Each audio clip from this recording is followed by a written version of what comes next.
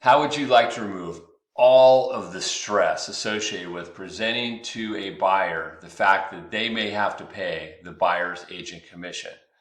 I'm going to give you 4 smart ways to finance the buyer's agent commission in this video, and I want to give you a couple pointers too before I present these to you. Number one, we're in an environment, and you're going to see this in a moment, that you need to be working with a lender in a collaborative way that understands how to finance these and effectively communicate them to the buyer. If you don't have that, you are going to lose business. For sure, you will lose business if you do not have the right lending partner. And if the buyer comes to you with a lender that's a big national bank or a broker situation or someone you can tell they're a call center and you don't want to work with, you have to have the confidence to get them over to a lender that does.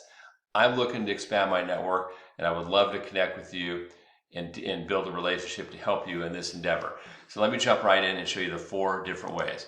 Number one way, the seller covers. So let's go over the assumptions here. So first off, we're going to assume $449 purchase price.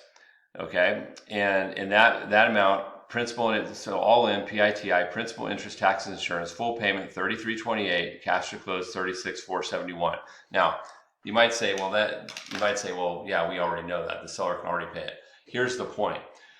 The reason I'm bringing that up is because there is a cap on what's called interested party contributions on what the seller is allowed to give as a concession when you're negotiating a credit towards closing costs. Anywhere from 3 to 6%, depending on the loan type and the amount of down payment on a conventional loan. It's basically 3 to 6%, FHA 6%, VA, they can pay all closing costs plus 4%. So there's all these different rules. But the cool thing is the buyer's agent commission is excluded from that.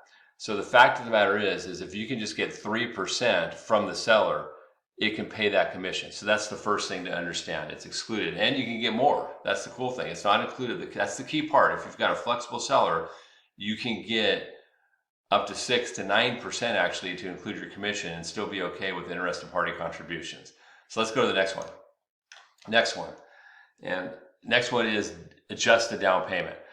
So that one's sort of an easy one. So if the down payment's at least 8% or more, this is a no-brainer. You just adjust the down payment up a little bit, and thereby financing that commission into the loan.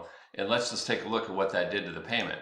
So in this example, the payment goes up from $33.82 to $34.61. That's $80 a month. I can tell you, being a lender of 20 years, no one's going to balk at paying an extra $80 a month to save almost $14,000 in commission. It's an easy solution.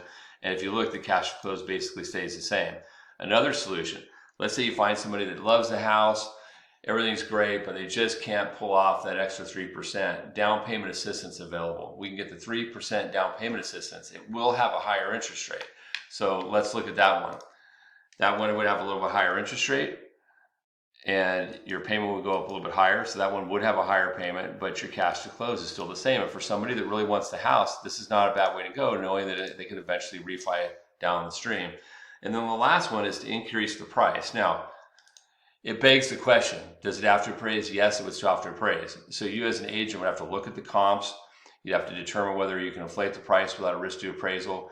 And we'd also have to see, like I have appraisal gap coverage strategies that I can work into the transaction as well, where we sort of take that into consideration. At least we might get somebody's buy-in to take a shot at the appraisal, and if it comes in low, just have a backup strategy to readjust the loan. But let's look at that as a strategy in terms of the numbers. In terms of the numbers, the payment's like $34.76, cash to close is almost the same. You know, it's pretty much, these are all very competitive. The worst one of them is the down payment assistance. So the point is that you can go in to that meeting with the buyer, get your buyer's rep agreement signed, talk about the commission, and then really use that as a point to explain, hey, I've got multiple ways to get this financed. Quite often the sellers will still pay it, but in the event they won't, we need to have a backup plan, because you don't want to be restricted in your search and your market to just homes where a seller will pay. You need to be able to go open it up to all of the market. I know in our local market here in DFW, at least at the onset of this right now, most listing agents are advising sellers to pay the commission to attract buyers. And it seems to be that most cases that's still what's happening, but I expect that's going to change over time. And we might see more and more people where they're not going to tell you whether they're not going to pay the commission. They're going to make you just make an offer. And in those cases, you need to be prepared, and this is a great strategy. So if you found value in this video, hit the like button. If you'd like to connect, reach out to me. I will take great care of you and your clients. I'd love to build a relationship and help you increase your sales and help build great mortgage plans for your client. Thanks so much and have a great day.